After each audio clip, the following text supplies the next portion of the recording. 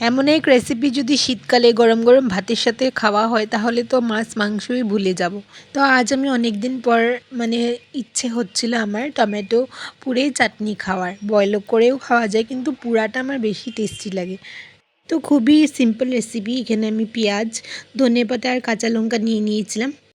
Plus আমার টমেটোটা পুরা হয়ে গেছিলো, তো আমি এটা পরিষ্কার করে খোসা ছাড়িয়ে এখানে আমি পেঁয়াজ, ধনেপাতা আর কাঁচা লঙ্কা চপ করে নিয়েছিলাম। আর এটা খুবই গরম ছিল আর তো স্লিপ হচ্ছিল কাটার সময়। তো এখানে আমি এটাকে কেটে হাত দিয়ে পুরো ম্যাশ করে নিয়েছিলাম আর দিয়ে দিলাম পেঁয়াজ কুচি, ধনেপাতা কুচি, কয়েক টুকরো কাঁচা লঙ্কা, ওটা নিজের ঝাল যে যেরকম খায় তেমন তোমরা নিয়ে নেবে।